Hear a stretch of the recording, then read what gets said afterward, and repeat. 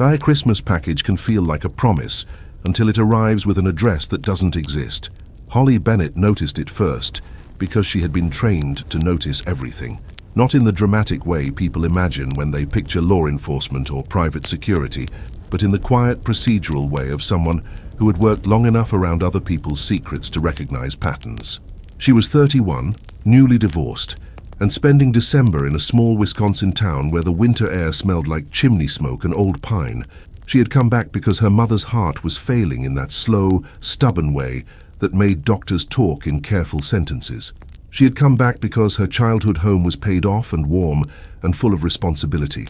And she had come back because the holidays, with their forced brightness, were harder to face in the city. The temporary job at the local shipping depot had seemed simple. Sort packages, scan labels, load trucks, keep the line moving. Christmas made it chaos.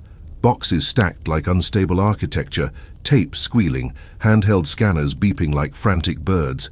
People sent gifts like they were throwing rescue ropes to each other across long distances. The depot became a small, noisy shrine to that need. Holly worked the back away from the counter, where the air was colder, and the forklift left a thin trail of melted slush. On her third shift, she lifted a box that felt too light for its size, and the label made her pause. No return address. That happened sometimes. The shipping address, though, looked like it had been typed by someone who didn't understand what an address was supposed to be. It had a street name, Hollow Tree Road, but no number, no apartment, no unit. Just the road name, the town, and the zip code. A normal label printer had spit it out, clean and professional, with a barcode and a tracking number. Someone had paid for it like any other package. Holly ran the scanner over it. The beep came back cheerful, indifferent. The system accepted it. That should have been impossible. The software flagged incomplete addresses all the time. That depot saw packages bounce back for a missing letter in a street name. Yet here was a label without a number, sliding through the machine like it belonged. She set it aside, telling herself she would ask the supervisor about it. Then a truck schedule changed, and a pallet jammed, and someone dropped a stack of small boxes that scattered like dice across the floor. The shift churned forward.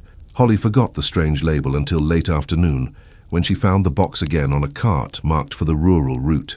She watched it roll away with the rest. That night, at her mother's house, Holly tried to settle into the familiar rituals that never really felt familiar anymore. She reheated soup, checked the pill organizer, and moved quietly through rooms filled with Christmas decorations that had not been taken down since last year. Strings of lights were coiled like sleeping snakes in a plastic bin near the stairs. A faded cardboard Santa leaned against a wall, bent at the corners from decades of use. Her mother had always loved making the house feel like something out of a store window. Her mother was asleep early, breathing shallowly in front of the living room tree, the glow of colored bulbs painting soft shapes across her cheeks. Holly sat alone at the kitchen table and scrolled through local maps on her phone out of idle curiosity. She typed in Hollow Tree Road. Nothing. She tried variations. Hollow Tree, Hollow Tree, Hollow Tree Lane. The results offered streets in other counties, in other states, none nearby. She opened the county GIS map, used for property lines and tax records, the town's online database, old PDFs listing rural road names. Still nothing. It could have been new. It could have been renamed. It could have been private. Still, the zip code on that package matched their area, and the system had accepted it without complaint. The next morning, Holly drove to the depot before her shift started. The building sat on the edge of town, squat and fluorescent, surrounded by plowed piles of snow. In the break room, she asked the supervisor, an older man with a clipped mustache and a way of speaking like every sentence was a warning, about the address. He didn't look surprised. He didn't look anything at all, really, beyond mildly annoyed. He told her the same thing he told everyone who asked questions. The rural routes had their own quirks. The scanner accepted what it accepted. Some places didn't use conventional numbering. Some deliveries were handled differently. Keep the line moving. Holly nodded, but she didn't stop thinking about it. That day, another package showed up with the same road name, the same missing number, the same zip code. This one was wrapped in brown paper instead of a box tied with twine. No return address, same clean printed label, same barcode. The scanner beeped. The system accepted it. And then a third appeared the day after that, and a fourth. Always the same road name, always no number, always paid shipping, always processed without friction. The packages varied, some heavier, some light, some boxes, some padded envelopes. but the destination never changed. Holly started keeping track on a small notepad. She wrote down tracking numbers and dates, and she told herself it was nothing more than curiosity. Yet she felt the quiet pressure of something misfiled, a record that didn't match reality. By the week before Christmas, she had seen 9 packages for Hollow Tree Road. During her lunch break, she approached the rural route driver, a woman named Janice, who had spent a lifetime behind the wheel of a postal truck. Her skin weathered into the kind of toughness that seemed permanent. Holly didn't frame it like an accusation. She asked casually, as if it were a joke, whether Hollow Tree Road was real. Janice didn't laugh. She stared at Holly with a weary, distant focus, as if trying to decide whether this was a question worth answering. Then she said, Hollow Tree Road existed in a way that didn't fit the map. She said the county didn't like talking about it. She said when deliveries came up with that label, they went into a special bin and weren't handled like regular packages. Holly asked what that meant. Janice's face tightened in a small involuntary expression that looked like disgust or fear. She said there was a drop point at the far edge of the rural route, a place where the road narrowed and the cell service vanished, a dead end near an abandoned stand of forest. A metal box mounted on a post like a giant mailbox, painted black, unmarked. The driver left the packages there and never waited. Holly asked why. Janice gave the kind of answer people give when they're trying to stop a conversation, without saying anything directly. She said it was policy. She said it wasn't worth the trouble. She said if Holly had any sense, she'd forget the name and focus on her work. Then Janice got up and left her half-eaten sandwich on the table. That night, Holly found herself staring at her mother's Christmas ornaments, at the delicate glass bulbs that looked too fragile for the world they lived in. She imagined a black mailbox at the end of a dead road, collecting packages like offerings. She imagined who would go there, why the system treated it like a legitimate destination, why the county wanted it silent. She waited until her mother was asleep. Then she opened her laptop and looked up local historical societies, old newspapers, archived crime blotters. She searched variations of Hollow Tree. She found nothing useful at first, only unrelated stories about hollowed trunks and winter storms. But when she broadened the search to Black Mailbox County Road, she found a thread on a small, obscure forum buried in years-old posts. It wasn't reliable. It read like the kind of internet storytelling meant to entertain bored people late at night. It described a drop point for packages that weren't supposed to exist, a rural legend about a place where you could send something you didn't want anymore. People in the thread argued about whether it was real. One post included a shaky photo, snow, trees, darkness, and a black metal box on a post. The thread ended with someone claiming they had driven out to see it and never found the road.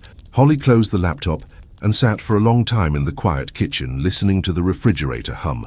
She had spent years training herself to separate suspicion from proof, instinct from paranoia. Yet her body didn't care about logic. Something was pulling her in the way a distant siren pulls your attention, even if it's not meant for you.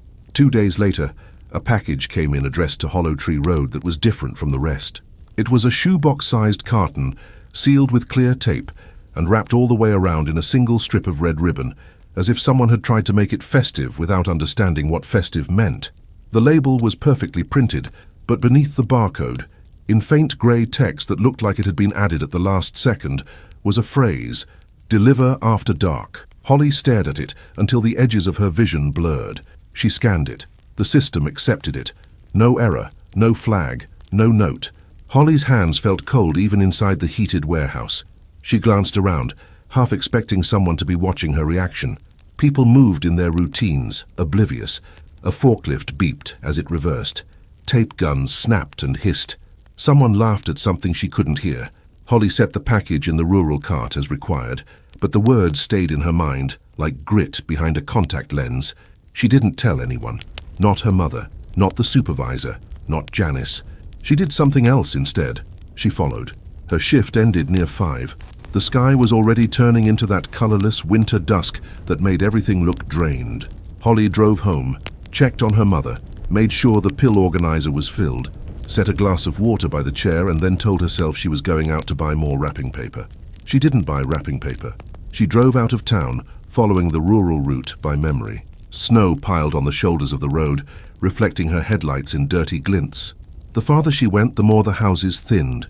Trees gathered closer. The world became quieter, as if sound itself was absorbed by the cold. She kept her phone in her lap. The signal bars dropped from 3 to 1, then vanished entirely. After 20 minutes, she saw the postal truck ahead, its brake lights glowing dull red against the snow. It slowed near a turnoff that didn't have a street sign. The road wasn't paved. It was a narrow strip of hard-packed snow leading between trees. No markings, no lights, just a gap. The postal truck turned onto it. Holly hesitated for only a moment before following. Her tires crunched over ice and gravel. Branches leaned overhead like skeletal ribs. The road narrowed. Her headlights cut tunnels through drifting snow. After a quarter mile, she saw the postal truck stop. Janice stepped out, bundled in a heavy coat. She went to the back, opened the cargo door and pulled out a small stack of packages. Even from a distance, Holly could see the red ribbon. Janice walked forward to a post on the right side of the road. A black metal box was mounted there, larger than any mailbox Holly had ever seen, with a slot wide enough for parcels. Janice slid the packages through the slot quickly. The ribboned box went in last. Janice didn't look around. She didn't pause. She shut the cargo door and climbed back into the truck. As Janice drove away, Holly sat in her car with the engine idling, staring at the black box. The road beyond it was not a dead end the way the Forum post had implied. It continued into the trees, winding gently, disappearing into darkness. Holly's heart beat hard enough that it felt like it was moving her rib cage. She told herself she would leave. She told herself she had seen enough. But her body didn't obey the part of her mind that wanted to be reasonable. She got out of the car. The air hit her like a slap. It was colder than town, a deep, biting cold that felt ancient. Her boots sank slightly into the snow as she walked toward the box. The metal post was slick with frost. Up close, the box had no numbers, no name, no insignia. It was painted matte black, the kind of paint that swallowed light.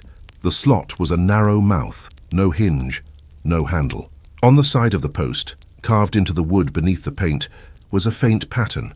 Lines and symbols that looked like old tally marks, layered over each other until they formed a messy lattice. Someone had carved it many times, maybe over years.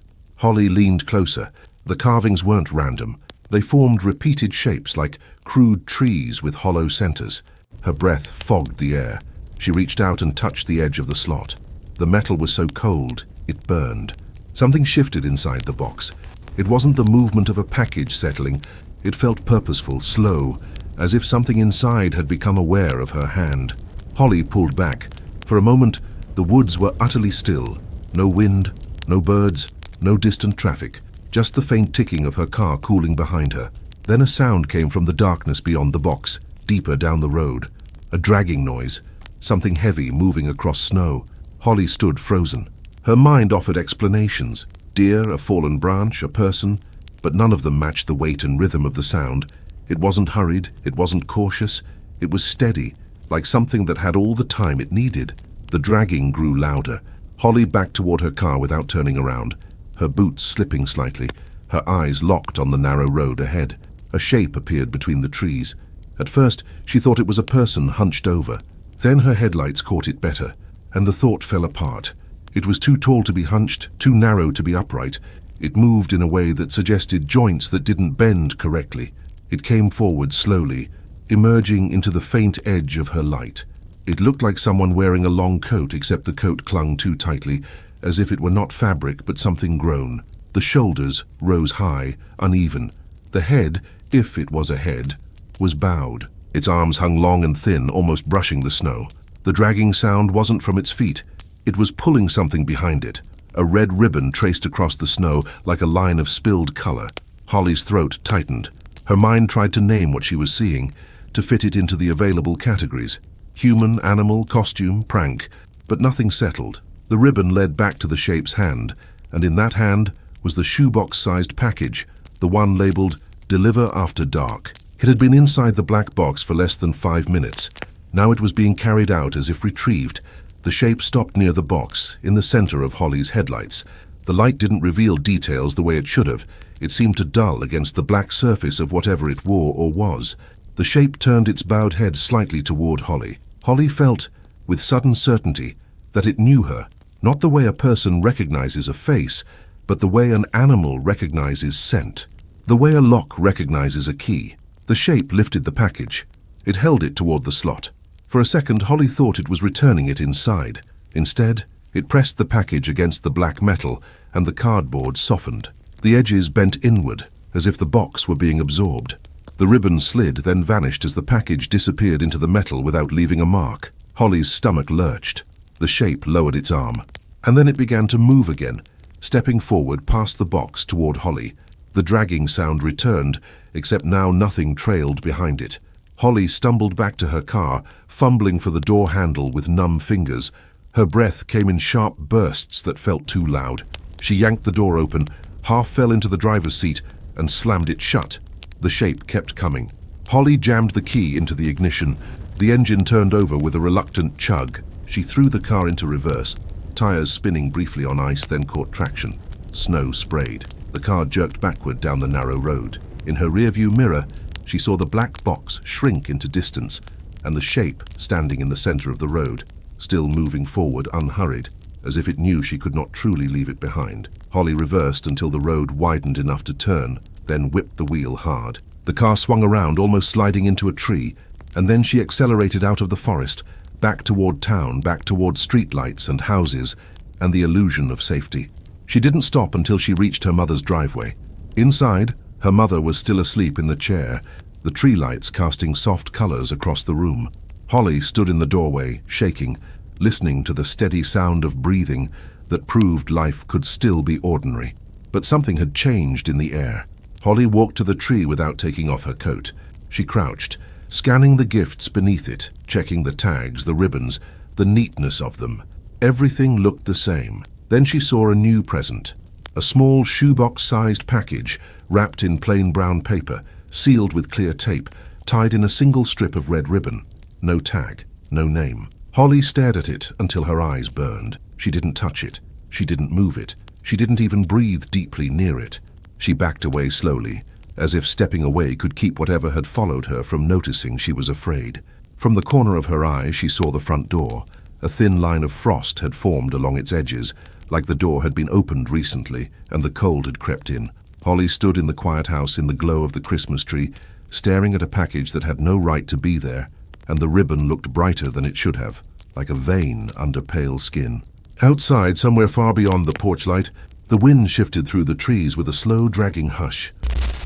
Christmas decorations can hide a lot, especially when they're meant to be seen from the road. Daniel Kessler had learned to read a neighborhood the way other people read weather. He could tell when a porch light was left on because someone was expecting a guest, and when it was left on because someone was afraid to turn it off. He could tell when a car sat in a driveway because its owner was sleeping inside, and when it sat there because no one had moved it in days. That December, he was a deputy in a mid-sized county in northern Illinois, working the late shift because the holiday schedule always punished the newest people first. The pay was steady. The calls were predictable in the way winter always was. Minor accidents, lockouts, fights that began with too much eggnog and ended with broken drywall. Daniel didn't resent it. He had signed up for the job and for what the job did to time. Christmas Eve was simply another long night with more blinking lights than usual. The call came in just after 9, a wellness check. A family on Candy Cane Lane hadn't answered their phones all day. Their relatives had driven over and found the house fully decorated. Lights on, but no response. The relatives insisted they heard something inside earlier. A thump or a scrape, then nothing. The dispatcher relayed the location, the complaint and the small note that made Daniel's shoulders tighten. The relatives reported a smell, faint but wrong, like an overheated appliance or burnt sugar. Candy Cane Lane wasn't the official name of the street. The city didn't recognize it on any map. It was a nickname the locals used for a 2-block stretch of older homes where residents competed each December to see who could turn their front yards into the most aggressive version of joy. Inflatable snowmen, plastic reindeer, rotating lasers that painted roofs in green and red patterns, speaker systems that played tinny carols on a loop. Families drove through slowly in minivans, kids pressing faces to glass, parents pretending to admire the effort while silently judging the electric bill. Daniel had worked complaints there before. Noise, parking, the occasional argument between neighbors over extension cords or property lines. It was a place designed to look welcoming, and that kind of deliberate cheer always made him uneasy. It felt like a mask you couldn't remove even when it started to itch. He pulled up and immediately saw the house. It sat near the middle of the block, a 2-story colonial with white siding that had been turned into a lit-up display board. Blue-white icicle lights hung from the gutters. Red and green bulbs lined every window frame. A massive inflatable Santa sprawled on the front lawn, waving endlessly with an internal fan that wheezed in the cold. A row of candy cane stakes marched along the walkway in perfect symmetry. The relative's SUV was parked at the curb with hazard lights blinking. Two adults stood on the sidewalk, arms crossed tight, breath rising in nervous clouds. Daniel recognized that posture, the kind of tension that wanted an authority figure to take ownership of the fear. He stepped out, boots crunching on old salt, and walked up. They spoke fast, faces pinched with worry, pointing to the house as if it might suddenly do something. Daniel absorbed the essential details without stopping to soothe them. The husband and wife inside were in their late 40s, meticulous, always the first to put up decorations. They had hosted a neighborhood party the weekend before.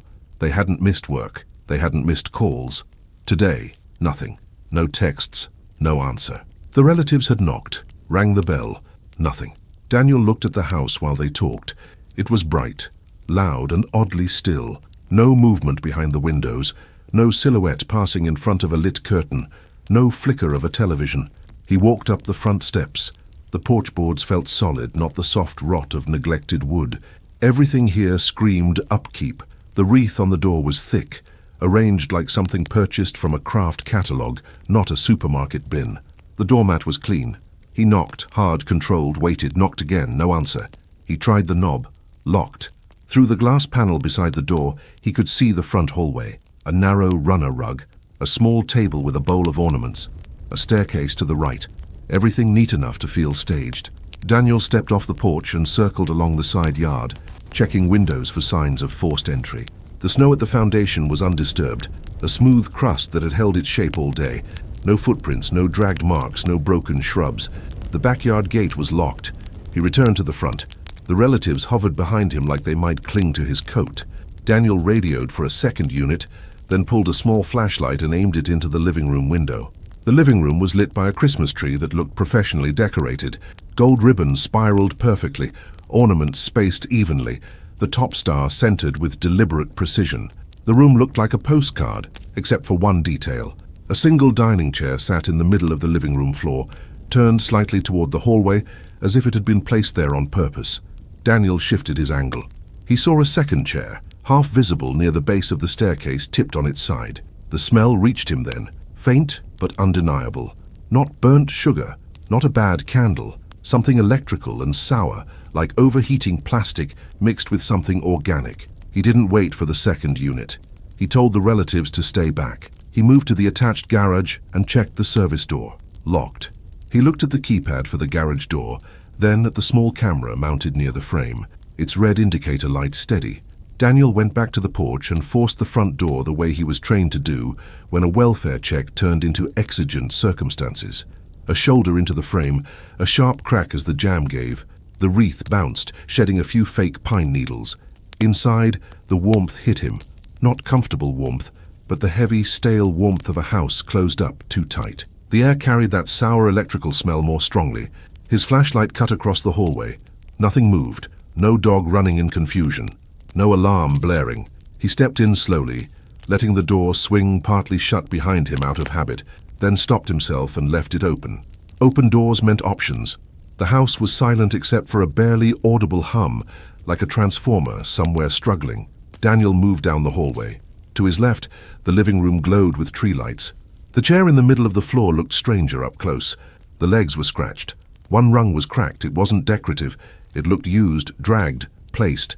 A second chair was leaned against the wall near the hall closet, and a third was tipped over near the stairs, its seat facing the wall like it had been thrown. Daniel swept his light along the floor. The runner rug showed faint scuffs, parallel marks like something had been pulled. He reached the kitchen, and the smell spiked. The kitchen was spotless in the way a home looks when someone has just finished cleaning for guests. Countertops clear, sink empty. A baking tray sat on the stove with parchment paper and crumbs, as if cookies had been removed hours earlier. A plate of frosted sugar cookies sat on the island, arranged in a perfect circle. The frosting looked glossy, too fresh. On the far counter, beneath a small ceramic nativity scene, sat a power strip with too many plugs. Extension cords ran from it in careful, tidy lines toward the dining room, the living room, up the stairs. Whoever did the decorations didn't like visible mess, so they'd hidden the chaos behind furniture, and along baseboards. Daniel's flashlight caught the source of the hum, a small plastic box on the counter, about the size of a lunch container, with a thin wire leading into the wall outlet. The box had a translucent lid. Inside, a series of tiny red lights blinked in a pattern that didn't match any holiday decoration. He didn't touch it. He moved toward the dining room, following the cords. The dining room was fully set. Plates, glasses, silverware, cloth napkins folded in stiff triangles. Place cards stood at each setting, handwritten. The centerpiece was a thick arrangement of evergreen branches and small ornaments, a few candles unlit. But the chairs were wrong. Every chair had been pulled back from the table evenly, like someone had done it to make space, and on the floor beneath each chair there were narrow strips of duct tape placed with deliberate care, like marks for where feet were supposed to go. Daniel's mouth went dry. He turned his light toward the baseboards. More tape, small, precise pieces, not random repairs, not children's crafts. His radio crackled softly as he shifted his shoulder, but no one spoke. The sound was enough to remind him he wasn't alone in the world, even if he felt like it in this house. He moved back into the hallway. The stairs rose into darkness. The hum seemed louder as he approached. Halfway up, his light caught something on the wall, a string of lights that didn't belong. Not Christmas lights, small, clear bulbs, evenly spaced, running along the banister. The wire was a dull grey, the bulbs too clinical in their brightness.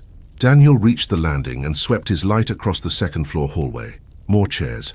They were lined along the hall like an audience, all facing the same direction, as if something was meant to be watched. Some chairs were dining chairs. Some were folding chairs, the kind used for parties. They had been pulled from a closet or borrowed, their mismatch creating a strange, intentional disorder. At the far end of the hall, a door stood partly open. Light spilled from the crack, steady and white. Not the warm yellow of lamps.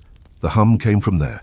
Daniel approached, every step measured. He glanced into the first bedroom, neat, made bed, wrapped gifts stacked against the wall. He glanced into the second, an office with a printer, papers in tidy piles, a small artificial tree on a shelf. Then he reached the open door. The light inside was harsh. It made the air look pale. The room was a guest bedroom, stripped of comfort.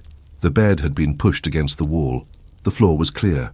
In the center of the room stood a tall metal frame, the kind used to hang clothes or store boxes. It had been modified with crossbars.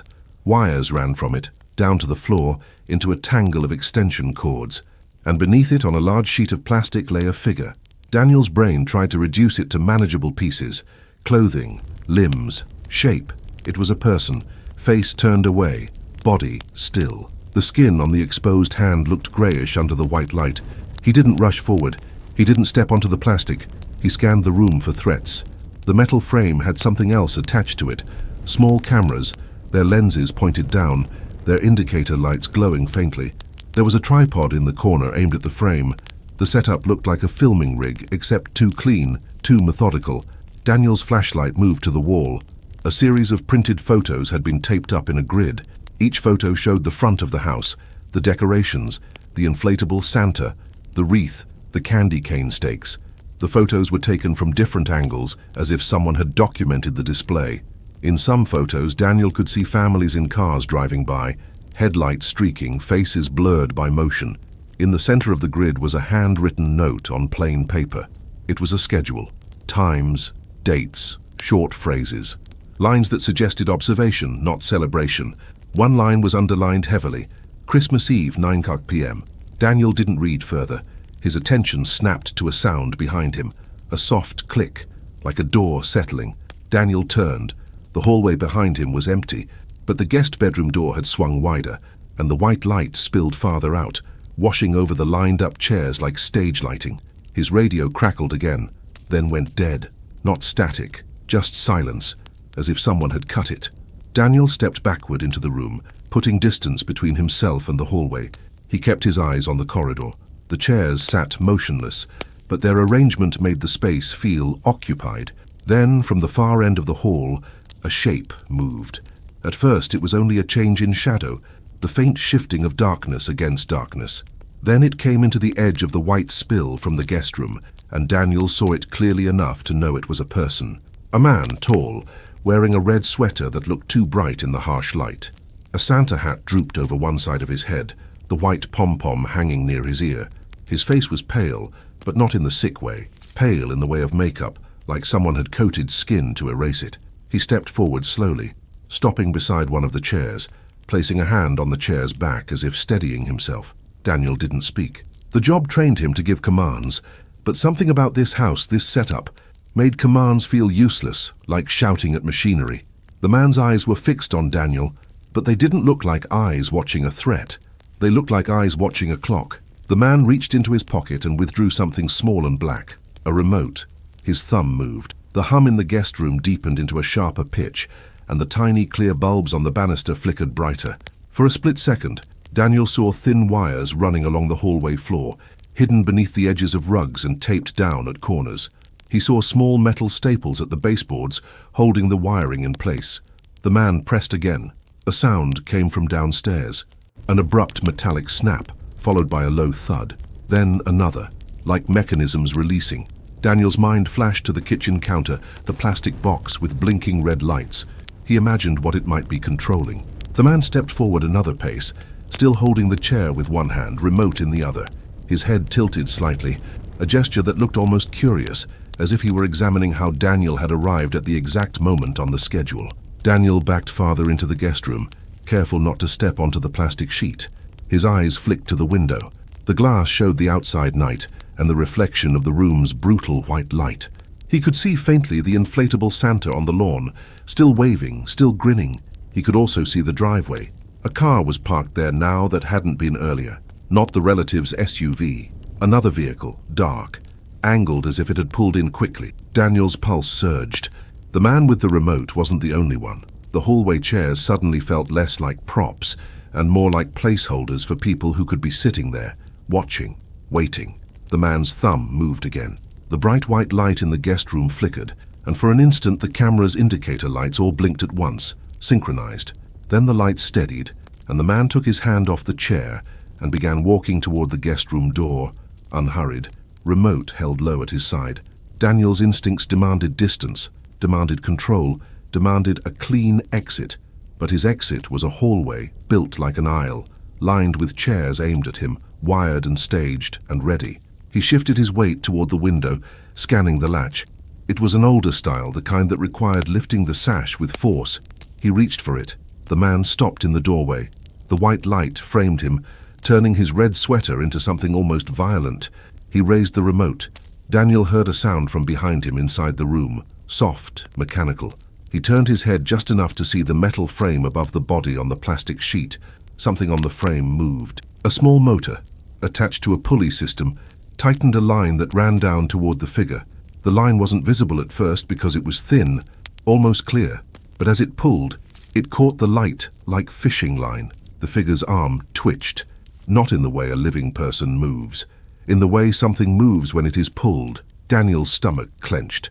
The setup wasn't only about harm, it was about imitation, about making still things perform.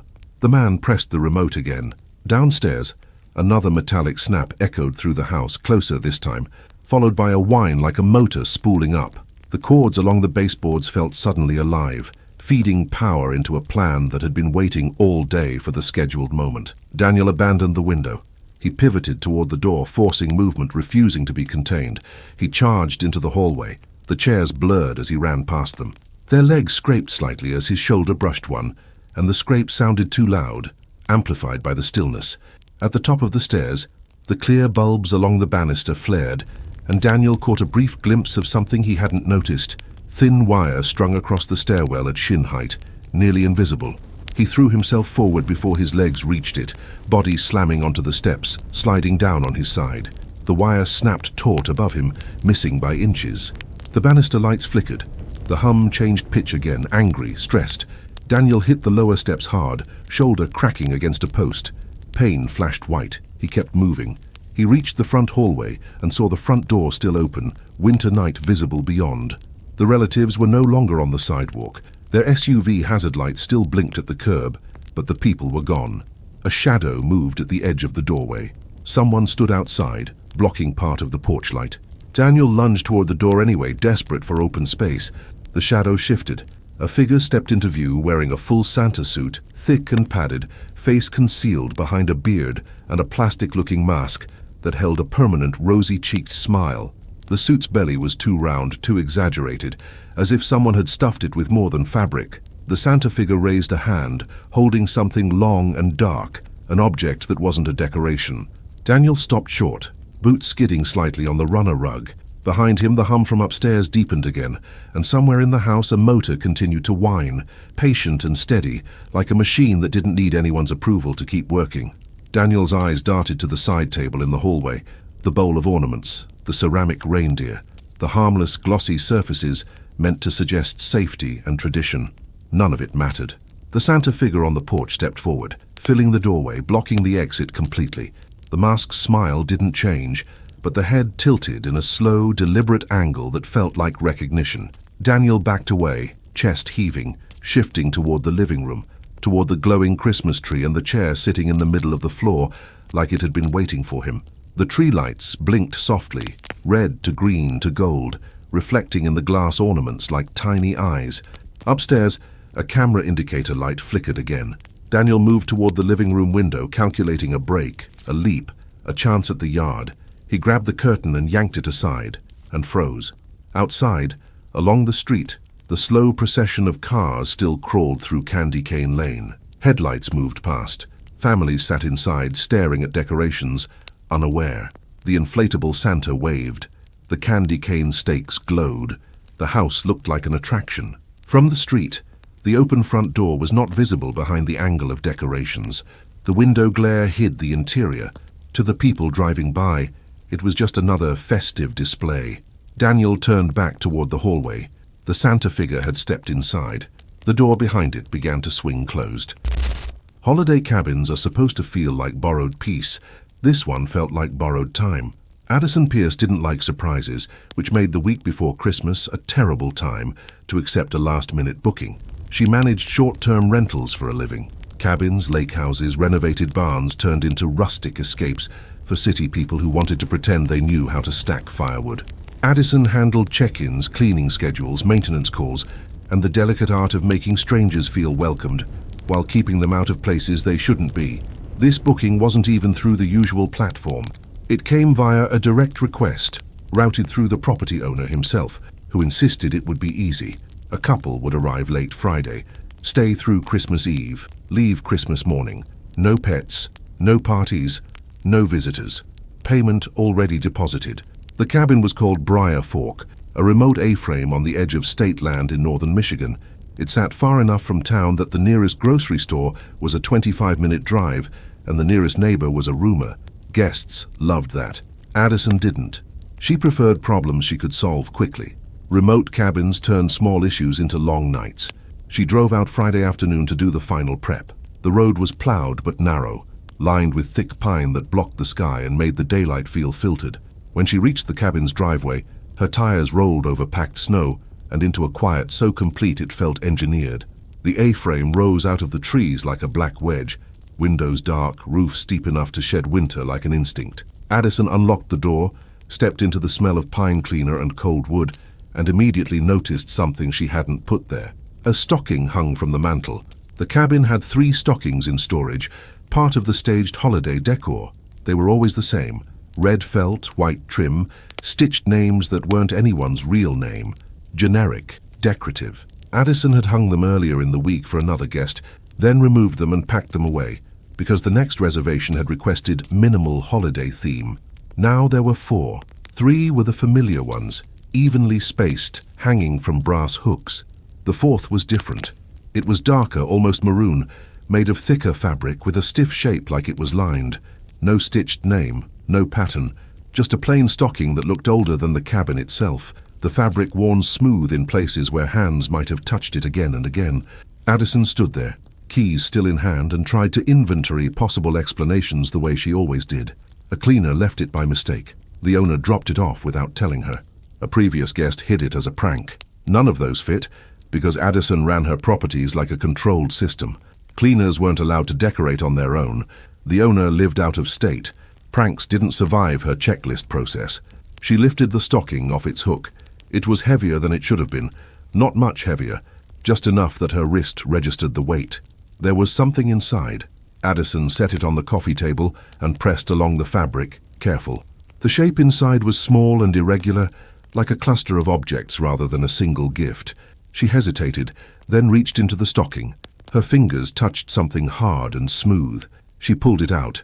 A key, not a modern key, old brass, worn at the teeth, attached to a small metal tag stamped with a number, 12. Addison stared at it, then looked around the cabin like the room might offer context. Briarfork didn't have numbered rooms. It didn't have numbered anything. The locks were new, the keys all standard. She reached back into the stocking and found another object, thin folded paper. She pulled it out and unfolded it. It was a receipt. Not from a store, from a locksmith. The receipt was old enough that the paper had yellowed at the edges. The ink was faded but legible.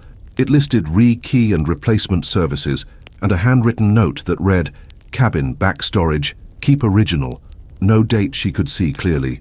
No business name she recognized. Addison felt her stomach tighten in irritation more than fear. She didn't like unidentified items. Unidentified items became negative reviews, liability claims, and police reports that ended with her name on them. She gathered the stocking, the key, and the receipt, and walked to the small storage closet at the back of the cabin, the owner's closet, the one guests weren't supposed to access. It was locked with a padlock. Addison stared at the padlock. She hadn't used that lock. She didn't even know the closet was supposed to be locked. On her last visit, it had been a standard knob lock, the kind you open with a simple key from the cabin ring. She tested it. The padlock was real, cold metal, new. Her mind moved through the possibilities again, faster now. Someone had been here. Someone had changed something. Addison stepped back, pulled out her phone, and saw the signal indicator flicker between one bar and none. Briarfork wasn't a place for reliable calls. She considered driving back to town, but the guests were arriving tonight and the owner would be unreachable until morning due to the time difference. She could cancel the booking, but that would trigger a refund and a dispute, and a chain of blame that would fall on her. She tried the brass key against the padlock out of stubborn curiosity. It fit. The lock clicked open with a clean, confident sound. Addison held the padlock in her hand, suddenly aware of how quiet the cabin was, how the heater's low hum didn't cover the absence of other life. She pulled the closet door open. The storage closet wasn't the shallow utility space she expected. It was deeper, extending back beneath the slope of the A-frame. It held shelves with linens and cleaning supplies, but behind those shelves at the far back, a second door sat flush with the wall, an interior door, painted the same color as the closet walls, with a simple knob. Addison had never seen it before. She stepped closer. The air in the closet was colder than the rest of the cabin, as if the back wall didn't insulate properly. Her breath fogged slightly. On the floor near the second door, she saw marks in the dust. Not heavy footprints, but small scuffs that suggested something had been dragged across the floor recently. A faint trail of darker dust where the clean surface had been disturbed. Addison reached for the second doorknob. It turned easily. The door opened into a narrow stairwell leading down. Addison's first thought was that the cabin had a basement she didn't know about. Her second thought was that basements in A-frames were uncommon, and hidden stairwells behind storage shelves were not a normal feature. She aimed her flashlight down the stairs. The beam cut through darkness and revealed rough wooden steps descending into a small room. The smell that rose from below wasn't mold or damp earth. It smelled like old, dry fabric and something faintly metallic. Addison didn't go down. She shut the door quickly, backed out of the closet and closed it behind her, locking the padlock again with hands that felt a little clumsy. She returned to the living room and stared at the mantel where the stocking hooks remained. Her eyes went to the empty hook where the strange stocking had been. She didn't put it back. Instead, she stuffed it into a garbage bag along with the key and receipt and carried it to her car. She tossed it into the trunk like she was disposing of something contagious. Then she went back inside and finished the rest of the prep on autopilot, checking the thermostat, restocking coffee pods, wiping counters even though they were already clean. When she was done, she stood at the front door, looking out at the trees and the narrowing road that led back to town. It was late afternoon now, the winter sky already draining into grey. Addison left. She told herself she would deal with it tomorrow. She told herself the guests would never notice. She told herself hidden doors and strange keys were just eccentricities of old properties, forgotten by owners and discovered by accident. But as she drove away, she glanced in the rearview mirror and saw the cabin through the trees. The Christmas lights on the porch railing were on. Addison had not turned them on. They blinked steadily, in a slow pattern, like a heartbeat. When she reached town, Addison tried calling the owner again. No answer. She left a message that stayed professional, controlled, avoiding emotion. Discovered unauthorized items, padlock installed, possible access issue, please advise. She didn't mention the hidden stairwell. She didn't want to say it out loud. That night, Addison stayed at her own apartment above a hardware store, the kind of place with radiators that clanked and neighbors who watched television too loud. She slept badly and woke twice from shallow dreams where a door kept opening into a space she couldn't see. Saturday morning, she checked her phone. No message from the owner. She checked the booking details again. The guests were still scheduled to arrive late afternoon. Addison told herself she would drive back out before they arrived, remove the padlock, and pretend the whole thing never happened. She would inspect the hidden stairwell in daylight. Maybe it was a storm shelter. Maybe it was a crawl space. Maybe the owner had forgotten to mention a storage room and someone had locked it for safety. She drove back to Briar Fork around noon. The road felt narrower in daylight. The pines looked denser. Shadows clung to the snow where the sun couldn't reach. When she pulled into the driveway, she saw fresh tire tracks. Not hers.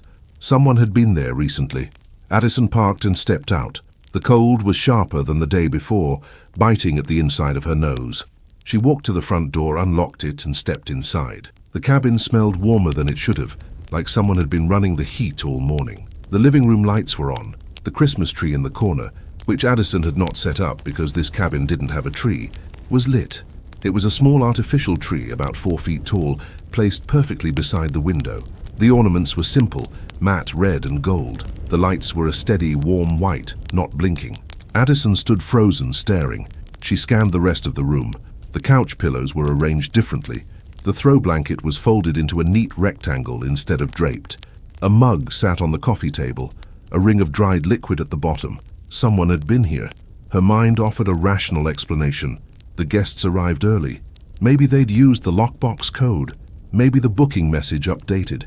But Addison checked the lockbox outside, still sealed with the plastic tie she had placed. Untouched. She moved through the cabin cautiously, checking each room. The bathroom was clean. The bedroom beds were made. But small things were off. Drawers slightly open, as if someone checked them and closed them without care. The pantry door ajar. The fridge opened just enough that the interior light glowed. Then she heard it. A soft sound, like a faint tapping, coming from the back storage closet. Addison's breath caught. She stood still, listening. The tapping came again. 3 taps, then a pause, then 2 taps, then another pause. Not random, not a pipe, not the building settling. A pattern.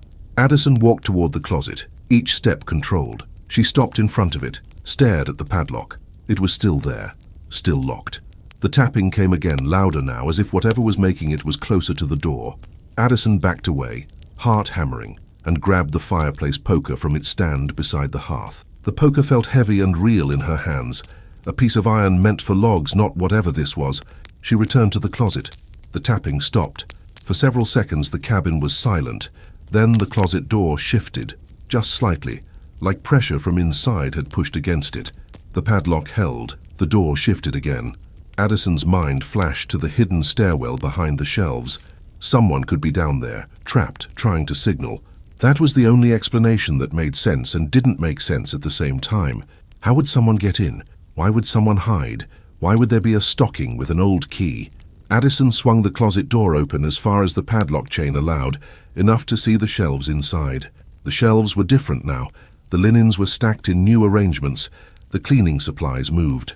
And the back wall where the hidden door had been was blocked by a large plastic storage bin that Addison didn't recognize. The bin was clear, filled with Christmas decorations, garland, ornaments, a second set of stockings. Everything looked new, store-bought, arranged like someone had deliberately filled the space to hide whatever was behind it. Addison stepped closer, peering into the gap between the bin and the shelves. A small part of the hidden door was visible. And on the door, something had been hung, a stocking. The maroon stocking she had thrown into her car trunk. Addison felt her skin crawl. She stumbled back from the closet, slammed it shut, the padlock clanking as it caught.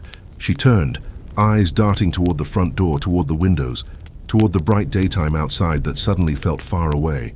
Her car trunk was still closed. She hadn't taken anything inside. Yet the stocking had returned, placed precisely where it could be seen if you looked closely enough. She moved quickly to the front windows and pulled back the curtains slightly, scanning the driveway and the trees beyond. Nothing moved. Snow sat untouched except for the fresh tire marks. The forest stood dense and still. Addison checked her phone again. No signal, not even a flicker. The cabin's landline phone, the old emergency line the owner insisted on keeping, sat on a small table in the kitchen. Addison grabbed it and lifted the receiver. No dial tone. She slammed it back onto the cradle, then froze as the Christmas tree lights in the corner changed. They began blinking. Not randomly, not the usual holiday pattern, but in a measured rhythm. 3 blinks, pause, 2 blinks, pause, 1 blink. The same pattern as the tapping. Addison's hands tightened around the fireplace poker, her eyes fixed on the back storage closet, as if expecting it to open on its own. The blinking continued. 3, pause, 2, pause, 1. Then the porch lights outside, visible through the living room window, began to blink in the same pattern, their reflection moving across the glass like a signal. And then, from beneath the cabin, from somewhere below the floorboards, a low mechanical hum began to rise, the same kind of sound Addison had heard in the depot's industrial equipment when a motor engaged. The floor vibrated slightly beneath her boots. Addison backed toward the front door, breath shallow, and the cabin's interior lights flickered once, like power straining. The hum deepened, steady and patient, as if something below had started up and would not stop until it finished what it was built to do. The closet door shifted again. This time, the padlock didn't just rattle. It clicked, like a key turning inside it. Story 4. Some traditions don't survive because they're loved. They survive because they're fed. Naomi Archer hadn't planned to come back to her hometown for Christmas. She told herself she was too busy. That work in Milwaukee didn't pause just because December tried to make everything sentimental. The real reason lived deeper than scheduling.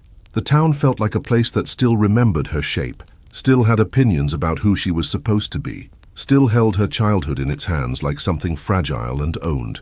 But her aunt called 3 times in one day, and the third call carried a different tone, less pleading, more urgent, as if the words were being pushed through a narrow space. There was going to be a pageant at St. Bridget's, the old church on the hill, the same pageant the town had done every year since before Naomi was born, the same pageant Naomi had been forced to attend as a child, sitting on hard pews while the sanctuary smelled like wax and pine and damp wool. Her aunt said the pageant needed volunteers. She said the town was short on hands. She said Naomi's mother would have wanted her to help. Naomi didn't argue. She drove in on December 23rd with the sky the color of dirty cotton and snow stacked in stiff ridges along the roads.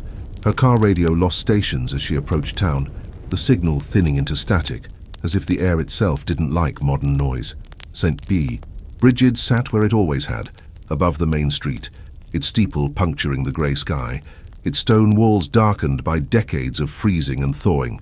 The church parking lot was half full, and the building's windows glowed warmly, a staged invitation. Naomi parked and stepped out into the cold. The air smelled like wood smoke and something sharper, metallic, riding beneath it like an undertone. She walked toward the entrance, boots crunching over salt, and saw a hand-lettered sign taped to the front doors. Pageant rehearsal.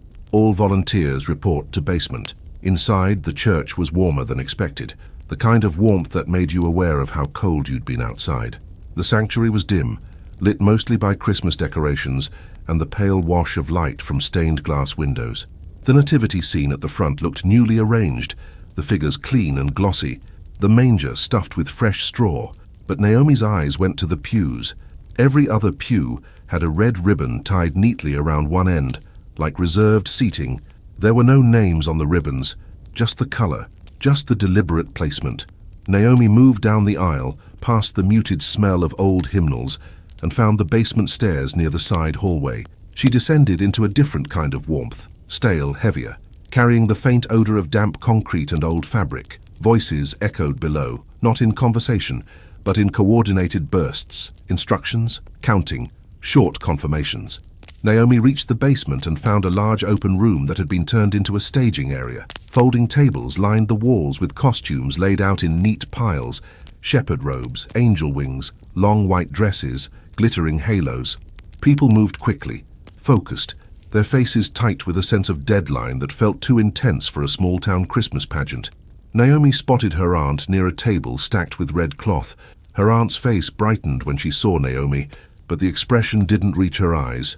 She hugged Naomi in a quick, firm squeeze and immediately started assigning tasks without pause, like she was afraid silence would let something else speak. Naomi was handed a clipboard. She was told to check costume pieces against a list. Make sure every performer had the correct robe, the correct sash, the correct headpiece. Keep the racks organized. Keep the room moving. It should have been ordinary. It should have been volunteer chaos. But the list on the clipboard made Naomi slow. The cast roles were listed in the usual order: Mary, Joseph, angels, shepherds, innkeeper. But then the list continued beyond what Naomi remembered. Roles she had never seen in childhood pageants. The witness, the bearer, the hush, the lamb reel. Naomi looked up, searching for context. No one seemed startled by the list. No one treated it as strange. She kept working, but her attention kept drifting to small details. The costumes looked too new for a church that struggled to keep its roof repaired. The angel wings were thick and expensive, feathers layered like something from a professional theater. The shepherd staffs weren't cheap painted wood. They were carved, heavy, polished smooth. At the far end of the basement, a door stood open into what should have been a storage room. Inside, Naomi could see dim light and movement, people carrying something long and wrapped in cloth. A few minutes later, the pastor appeared. Pastor Glenn was not the old priest Naomi remembered from her childhood. This man was younger, leaner, with neatly combed hair and a smile that seemed trained. He moved through the room, greeting volunteers in a low, measured voice. His presence calmed people in the way authority can, but Naomi noticed something else. Everyone stopped moving when he passed, as if he carried a silent gravity that pulled their attention into orbit. Pastor Glenn approached Naomi's table and glanced at her clipboard. His eyes lingered on the roll list longer than necessary. Then he smiled at Naomi, a polite curve of lips without warmth, and said her aunt had told him Naomi was back in town. The words sounded like a label placed on a box. Naomi nodded. She kept her replies brief. Pastor Glenn's gaze shifted to the costumes Naomi was sorting. His voice dropped slightly, as if they were sharing something private even in the middle of the busy room. He said the pageant was very important to the town. He said it brought people together. He said it kept the winter from taking more than it should. Naomi felt a small tightening in her chest at that phrasing, because it sounded less like metaphor and more like a superstition that had survived by being used. Before she could respond, the pastor moved on. Rehearsal began upstairs in the sanctuary just after dusk. The volunteers carried costumes and props up the basement stairs in careful lines. Naomi followed, clipboard still in hand, watching as the church transformed from a familiar place into something staged and controlled. The altar area had been expanded with extra platforms. Curtains had been hung along the side walls to hide equipment. New lighting rigs were mounted in corners, aimed at the center aisle. Naomi took a seat near the back, assuming she would watch, help where needed, make sure children had the right props. There weren't many children. That struck her immediately. The pageant cast was mostly adults, women in plain white dresses, men in heavy robes, a few teenagers playing angels, but the usual messiness of kids, whispering, fidgeting, laughing, was absent. The performers stood in quiet clusters, faces blank with concentration. The rehearsal began with soft organ music. The lights dimmed and the pastor stepped to the front, speaking in a calm voice about tradition, about community, about the story that protects us. Naomi's fingers tightened around the clipboard. Mary and Joseph entered, moving down the center aisle. Their costumes were immaculate. Mary's face was pale, her expression fixed, as if she had been told not to show emotion. Joseph carried a lantern that didn't flicker like a candle. It burned steady, white, almost electrical. Angels followed, their wings catching the light in a way that made them look sharp-edged instead of soft. The story progressed in a way Naomi recognized at first. The search for shelter, the innkeeper's refusal, the stable. But then the choreography changed. The performers moved with measured precision, steps matching the organ's rhythm as if they had rehearsed for weeks. Naomi glanced around the congregation's seating area. More people had arrived during rehearsal than she expected. Town residents sat scattered across pews, not talking, not shifting much. Their faces turned forward like they were watching something they needed to see. A cold sensation crept into Naomi's awareness that had nothing to do with the church temperature. Then the roles Naomi had seen on the list began to appear. A performer in a dark robe entered from a side door and stood near the aisle. Their hood concealed their face. They didn't move like the others. They stood still, hands folded, head slightly bowed. Naomi watched the program flow, Mary kneeling at the manger, Joseph standing behind, angels forming a halo of bodies around them. Shepherds entered, bringing gifts. Then a second dark-robed performer appeared, carrying a long object wrapped in red cloth. The organ music shifted to a deeper chord. The lighting narrowed, focusing the congregation's attention on the center aisle, where the dark-robed figure stopped. Pastor Glenn spoke again. Naomi couldn't hear every word, but she caught the repeated phrase, "The witness must see." The first dark-robed performer stepped forward and removed their hood. It was Janice, an older woman Naomi recognized from town, someone who had worked at the post office for decades. Her eyes looked unfocused, as if she were looking through the sanctuary rather than at it. Janice raised her hands slowly, palms facing the altar. The congregation did not react. No whispers, no gasps, just watching. The second dark-robed figure laid the red-wrapped object on the floor at the base of the altar steps. The cloth shifted, as if something inside pressed against it. Naomi's heart hammered once, hard. Pastor Glenn's voice grew quieter, but the microphone carried it cleanly. He said the winter demanded its due. He said the town had learned long ago that pretending otherwise brought consequences. He said the pageant was not a performance. Not really. It was a continuation. Naomi's mouth went dry. She looked at her aunt in the pew ahead. Her aunt sat upright, hands folded tightly in her lap, her gaze fixed forward. She didn't look like a volunteer enjoying a tradition. She looked like someone enduring a procedure. Mary reached into the manger and lifted a bundle wrapped in cloth. Naomi expected a doll, a prop baby, but the bundle moved, a soft, real motion under fabric. Naomi's stomach turned. She scanned the performers. No one seemed surprised. The angels held their positions. Joseph's face remained blank. The shepherds watched without expression. The congregation sat still. The bundle, whatever it was, made a faint sound, a thin bleat that cut through the organ music like a needle. Naomi understood then what the list meant. The lamb, real. Mary carried it carefully and stepped down the altar steps, moving toward the center aisle. The lamb's head emerged briefly from the cloth, small, white, eyes wide and glossy under the lights. Naomi's hands shook slightly on the clipboard. She fought the urge to stand up, to move, to stop it, even though she didn't know what it was yet. Mary walked down the aisle toward the dark-robed witness, Janice. The lamb bleated again, louder, and the sound echoed off stone walls. Janice lifted her hands higher, as if receiving something. Mary stopped in front of her. Pastor Glenn spoke a line Naomi heard clearly. "What is offered cannot be taken back." Mary turned slightly, presenting the lamb. Janice reached forward and touched the lamb's head with fingertips that looked stiff with cold.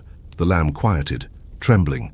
Naomi's mind moved fast, connecting fragments, the strange roles, the ritual language, the still congregation, the sense of procedure.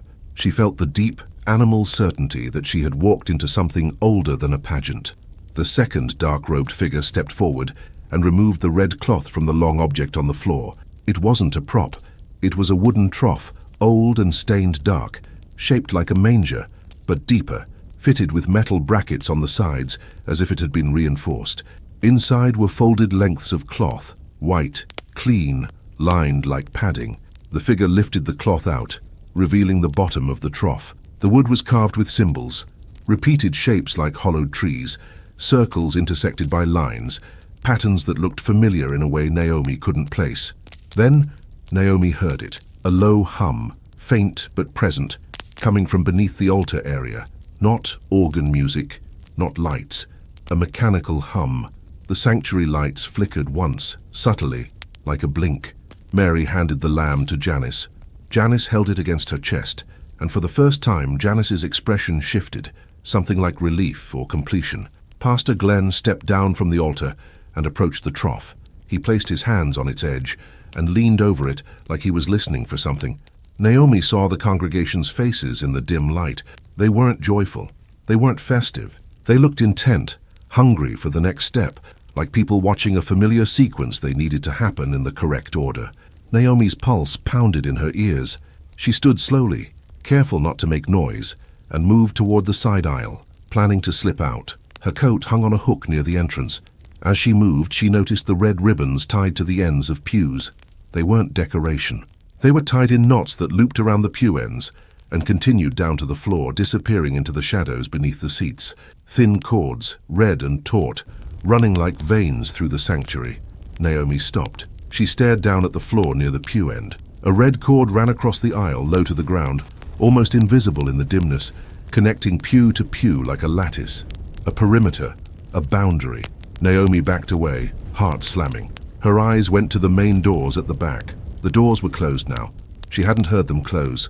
A metallic click sounded faintly, like a bolt sliding into place. Naomi turned toward the side hallway instead, moving faster now, trying to look calm. She reached the side door near the sacristy, the one used by volunteers. She grabbed the handle. It didn't move, locked. The mechanical hum beneath the altar deepened slightly, as if responding to the doors being secured. Naomi's breath came shallow. She forced herself to walk, not run, down the side aisle toward the front, closer to the altar. Because the back was blocked by cords and locked doors, she didn't have a plan beyond motion. At the front, Pastor Glenn raised one hand, and the organ music stopped abruptly, cutting off like a throat closed mid-song. Silence flooded the sanctuary. In that silence, the hum beneath the altar became unmistakable.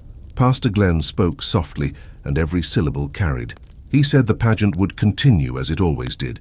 He said the town had learned to keep its promises. He said the witness had seen, and now the bearer would carry. The second dark-robed figure stepped forward again. They pulled back their hood. It was Naomi's aunt.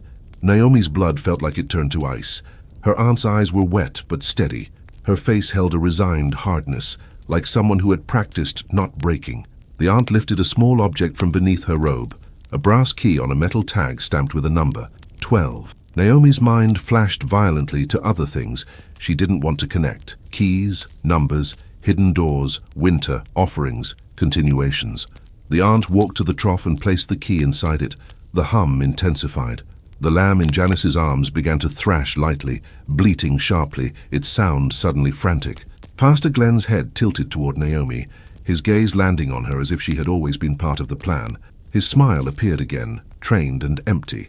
He said Naomi had come back at the right time. He said the pageant never ended, not really. He said it only paused until someone returned to finish their part.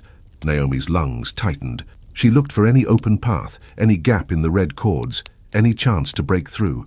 The congregation sat motionless, but she could feel their attention turning toward her like a slow collective pivot. The hum rose higher, vibrating through the floorboards, and the trough on the ground began to tremble slightly, as if something beneath it was moving, pushing, aligning with the carved symbols. The lamb bleated again, loud enough that Naomi felt it in her bones. Then, from beneath the altar, a sound answered it, deep, hollow, like wood scraping against stone. Something was coming up. Some holiday nightmares begin with a tradition people defend like it's sacred. Erin Caldwell didn't even want to participate in her neighborhood's secret Santa exchange. She lived alone in a modest rental house at the edge of a planned community, and she kept her routines quiet. Work, groceries, gym, sleep. December already felt crowded without adding strangers to the inside of her week, but the neighborhood committee had been relentless. Flyers on doors, emails. A cheerful sign-up sheet passed around at the community mailbox kiosk. The exchange was framed as bringing the street together, as if togetherness were a utility bill everyone owed. Erin signed up because saying no felt harder than spending $20. She wrote her preferences on a small card, dropped it into the collection box, and tried to forget it. The first gift arrived on December 10th. It was left on her porch in a plain bag with tissue paper, no name tag, no from.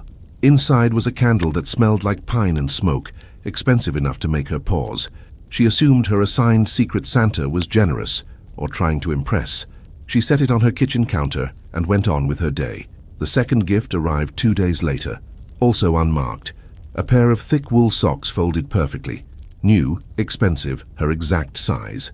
Erin's discomfort started then, not because socks were frightening, but because the gifts felt too accurate. Secret Santa notes were supposed to be loose guesses based on preference cards. These gifts felt like someone had access to details that weren't written down. She told herself she was being paranoid. People noticed things. Neighborhoods gossiped. Her shoe size could be guessed from the shoes by her door. Her candle preferences could be inferred from the small jar candle on her windowsill. On December 15th, the third gift arrived. This one was not in a bag. It was a small cardboard box taped shut neatly, placed flush against her door as if aligned by someone who cared about exactness. Inside was a single object, a key, not a decorative key, not a toy, a real metal key on a plain ring, with a brown paper tag tied to it with string. Written on the tag in heavy marker was her address. Erin stared at it until her eyes began to ache. She didn't touch the key again after lifting it from the box. She set it down on the counter, as if it might stain the surface. A key could be a prank, a mistaken delivery, a bizarre joke about the key to my heart or welcome to the neighborhood. But the tag with her address was not playful. It was too specific, too direct. That evening, she checked her doors twice, then 3 times. She checked her windows. She pulled the blinds. She told herself she was overreacting, and yet she slept lightly, waking at every small sound the house made as it cooled. On December 18th, a 4th gift arrived. It was a small framed photo, not a family photo, not a holiday print. A photograph of Erin on her porch. The image was taken from the sidewalk, angled slightly upward, capturing her face as she locked her door one morning. The timestamp printed in the corner marked a date from the previous week. Erin's hands went cold. She didn't remember seeing anyone outside when the photo was taken. She didn't remember any neighbor waving. She didn't remember a camera flash. She looked at the photo again and noticed something else. The edge of her porch window in the frame, the way it revealed a slice of her living room beyond the blinds. The photo wasn't just of her. It was proof someone had been watching her home closely enough to capture her in a mundane moment, and closely enough to choose a frame that included the inside. Erin didn't wait for the next gift. She went straight to the neighborhood committee email chain and searched for the organizer's name, then for the sign-up list, then for any mention of how pairings were assigned. The exchange had been described as anonymous, but someone had to hold the list. Someone had to match names to addresses. When Erin finally found the organizer's contact information, she saw the last update to the spreadsheet had been made late at night, after midnight, 2 days ago. She stared at the screen, unease tightening in her chest, because she realized the exchange wasn't just neighbors being festive. It was a structured system that linked names, addresses, preferences, and patterns of behavior. A system that could be misused by anyone who got access. And the worst part was how naturally it would all be explained away. The gifts were holiday fun. The key was a joke. The photo was creative. The discomfort was overthinking. Erin closed her laptop and looked at her front door, at the quiet porch beyond it, at the place where each gift had been placed with careful precision. Her phone buzzed with a new email notification. The subject line came from the neighborhood exchange list. One more drop before Christmas. The email subject line sat on Erin Caldwell's screen like a handprint on a clean window, evidence of presence, proof of intention. One more drop before Christmas. No sender name she recognized, only the neighborhood list address that everyone used for announcements about trash pickup schedules and holiday potlucks. The same benign channel that delivered cookie recipes now delivered a threat disguised as cheer. Erin didn't answer it. She didn't click anything inside it. She didn't forward it to anyone on the list. She stared at the subject line until the shape of the words began to feel less like letters and more like pressure. Her first impulse was to run the problem through the familiar filter people relied on in December. Assume it's festive, assume it's harmless, assume it's awkward kindness. That filter had already failed her 3 times. It had failed her with the 2 perfect gifts, the key tagged with her address, and the photograph that proved she had been watched. She moved through her house with the stiff control of someone trying not to make mistakes. She locked the deadbolt, checked the back door, checked the windows, and then did something she had never done before. She pulled out the small toolbox from the laundry closet and tightened every loose screw on the door strike plate. It was a thin, practical action that made her feel like she could reinforce the border between her life and whatever had decided to enter it. When she finished, she walked to the kitchen counter where the gifts sat in a small, unintentional arrangement. The pine candle, the wool socks, the key, the framed photo. They looked like a display someone had curated, not for her comfort, but for her attention. Erin felt a sudden certainty that the gifts were not the point. The gifts were the pacing, each one a step closer, each one meant to condition her to accept that items could appear at her door without her permission. She didn't throw them away. Throwing them away would be the comforting ritual of denial. Remove the object, remove the problem. Instead, she put on gloves and slid each item into a clean plastic bag, sealing them like evidence because that's what they were. She didn't know if anyone would treat her seriously. She didn't know if the neighborhood would roll their eyes. But she knew how quickly doubt could erase a story if the story wasn't packaged properly. Then she did the next thing she had avoided doing all week. She looked outside in full daylight and studied her own porch the way an outsider would. Her street didn't feel threatening. It was a clean loop of houses with matching mailboxes and tidy shrubs, a place built to reassure. Every yard displayed something seasonal: lights, figures, wreaths, wooden deer. The decorations created a shared illusion that nothing bad belonged here. Erin's porch had one step, one light fixture, and a small overhang that created a pocket of shadow near her door. She noticed for the first time that the shadow pocket was deep enough for someone to stand close without being seen from the sidewalk. She noticed the angle of her neighbor's hedges formed a small visual barrier, making her front door less visible than she had assumed. She noticed how easy it would be to approach her porch from the side without walking directly up the front path. Her hands went colder in her gloves. She moved inside and opened her laptop again, not to email anyone, but to map the structure of the exchange. She pulled up the neighborhood spreadsheet link she had found the night before and examined every detail she could without logging in. Edit history, timestamps, file owner, access permissions. The organizer's name was attached, but the edit history showed something that bothered her more than the late-night update. Several entries had been made within minutes of each other, in quick bursts, like someone unfamiliar with the sheet was moving through it fast, changing things without subtlety. A person planning a prank edited slowly because they enjoyed the build. A person exploiting data edited fast because they wanted the data before they were noticed. Erin didn't need certainty to act. She needed a plan that didn't depend on the neighborhood believing her. She drove to a nearby hardware store and bought two things she had never thought she'd need: a basic battery-powered motion camera meant for front porches and a set of inexpensive door alarms that chirped loudly when a door opened. She paid with a steady hand and walked out into the cold, with the bag pressed against her hip like armor. The season made people buy decorations and gift wrap. Erin bought awareness. At home, she mounted the camera just inside her front window, angled downward so it would capture her porch step and the area beside her door. She set up the door alarms on both entry doors. She left her porch light off because she wanted the camera's night vision to do its job without glare. Then she waited, not in the living room where she would be silhouetted, but in a back room with the laptop open and her phone beside it. The waiting was the hardest part, because the mind tried to fill empty minutes with catastrophic versions of what might happen next. Erin kept her thoughts tethered to specifics: an email subject line, a key, a photograph. She reminded herself that if someone wanted to hurt her quickly, they would already have tried. This was something else. This was a slow, deliberate tightening around her routine. That evening, more neighborhood emails rolled in.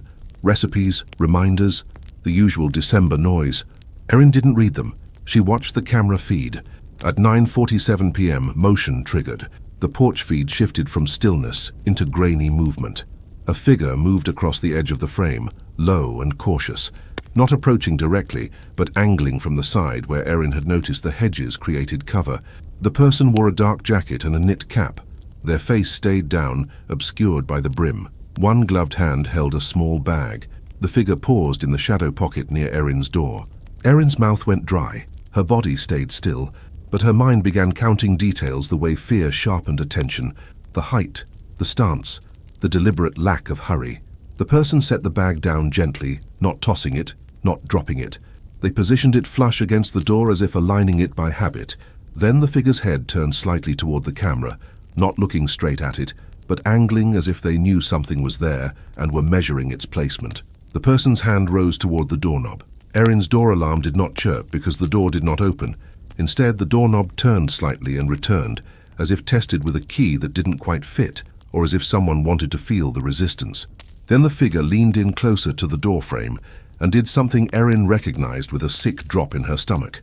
The person pressed a small object into the seam, where the door met the frame, near the deadbolt, the way someone might slide a thin marker to see if the door was opened later. A check, a test, a quiet surveillance trick that required no forced entry, only time. Then the figure stepped away and disappeared off frame the same way they had arrived, not rushing, not startled, moving like a person who expected the world to be accommodating. Erin exhaled shakily and forced herself to keep watching. She didn't run to the door. Running to the door would give the person the response they wanted. She waited until the camera showed stillness again, then moved carefully to the front entry without turning on lights. She looked through the peephole and saw nothing. She opened the door only after checking both sides of the porch from inside and hearing nothing beyond the winter wind. The bag was plain brown paper with red tissue paper peeking out, mimicking the earlier gifts, matching the exchange's tone. Erin picked it up with gloved hands and carried it to the kitchen counter like a contaminated thing.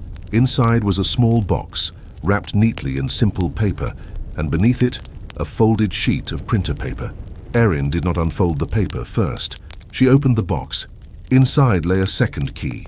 Not the same key as before, but similar, cut with the same cheap shine, placed on a ring, tagged with brown paper and twine. The tag didn't have her address this time. It had a date, December 24th.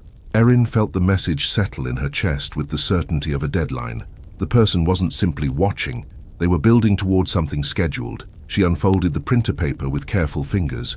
It contained a printout, a screenshot of the neighborhood spreadsheet, her name, her address, her preferences, all visible, and one additional column she didn't remember seeing before, highlighted in pale yellow, a column labeled Notes. Under Erin's row, the notes field contained a short line, porch shadow, locks changed, camera added. Erin's blood cooled. That wasn't information a Secret Santa needed. That was reconnaissance, and it proved the person wasn't only watching her porch. They were updating a system with observations, storing them, tracking changes in her defenses. Erin set the paper down and stared at her laptop as if it might suddenly explain itself. A spreadsheet wasn't a mind. It was a tool. Tools didn't decide to stalk. People did. She called the police then, not with frantic words, but with a plain report anchored in evidence. The keys, the photo, the camera footage, the printout showing her data, and notes about her security changes. She stayed on her side of the facts.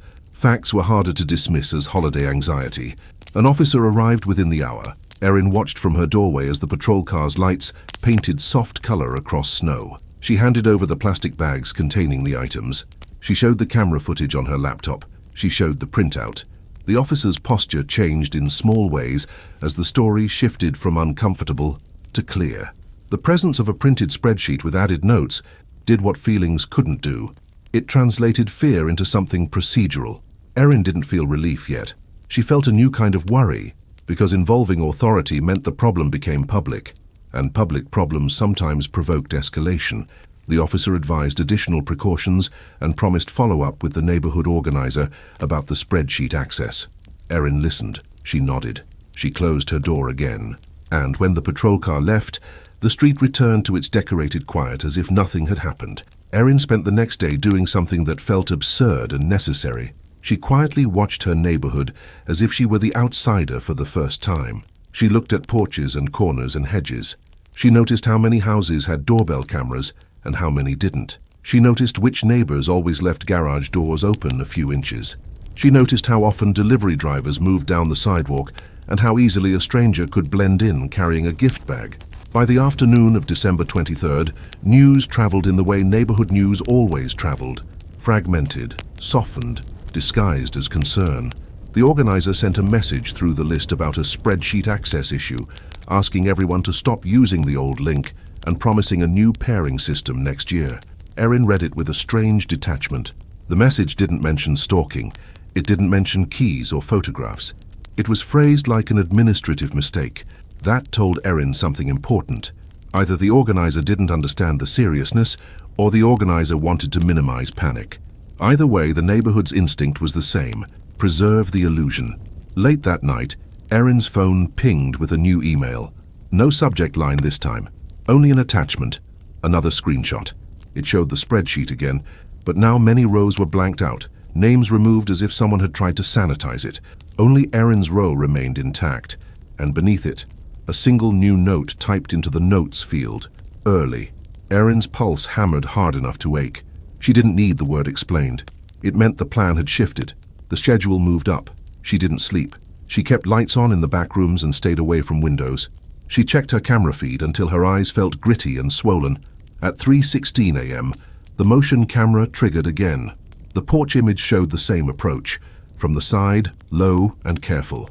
The figure looked bulkier this time, wearing a thicker jacket, carrying something larger than a gift bag. The person stopped in the shadow pocket and set down a flat object, rectangular, like a package too wide to be held comfortably. Erin watched, paralyzed by the distance between her and the screen. The figure's hand moved toward her doorknob again, and this time the hand held a key. The key entered the lock. The knob turned. The deadbolt held. The figure paused, then tried again with more pressure. The door did not give. Erin realized in that moment why the earlier key had been tagged with her address. It had been the wrong key on purpose, an early test to see if she would shrug it off. The real attempt was happening now, when the person believed they had time and quiet on their side. The figure pulled the key out, then reached into their pocket and produced a small tool, something thin and metallic. It pressed into the door seam where Erin had tightened the strike plate earlier. The tool scraped lightly, testing for weakness.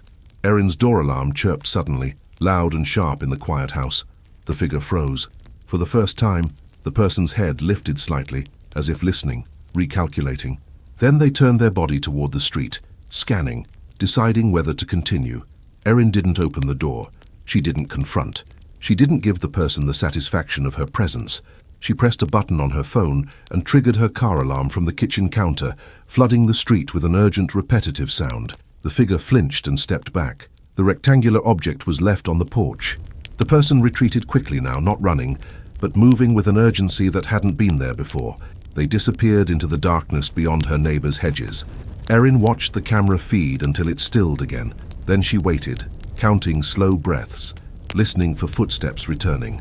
Nothing came. Only the car alarm's fading blare and the distant highway's indifferent hiss. When police arrived again, faster this time because Erin's earlier report had already created a case number, Erin opened the door and stepped back. She let trained hands handle the porch object. She let them examine the lock, the seam, the little marker the intruder had tried to place. The rectangular object turned out to be a small, shallow box sealed with tape. Inside were more brown paper tags, more keys on plain rings, and a printed map of the neighborhood with small marks near certain houses, porches circled, hedges noted, entry points indicated. Erin's house was marked in darker ink. In the corner of the map, a holiday greeting had been stamped with a cheap rubber stamp, something that could have come from any craft store. But the greeting wasn't warm. It wasn't festive. It wasn't even meant to be read as kindness. It was meant to be read as ownership. The intruder wasn't caught that night. They vanished into the space between homes, into the camouflage of holiday normalcy. But the evidence they left behind changed the tone of the street in ways decorations couldn't repair. It forced people to confront the uncomfortable truth that the season didn't make everyone kinder. It made some people bolder, because boldness could hide behind wrapping paper. Erin replaced her locks the next day. She upgraded her camera. She stopped attending neighborhood events, not out of bitterness, but out of clarity. She understood now that communities often cared more about feeling safe than being safe, and that the gap between those two things was where opportunists lived. Christmas came anyway, it always did. Lights blinked. Inflatable figures swayed in the wind. People smiled at each other with the practiced softness of the season. Erin kept her curtains drawn and her porch empty. Because what ruined the holidays for her wasn't simply the stalking, the keys, or the spreadsheet. It was the realization that danger didn't need to break in with violence. It only needed access to the systems people built for convenience. Lists, exchanges, traditions, and the assumption that neighbors were automatically trustworthy. And once that assumption was gone, the season lost its glow for good.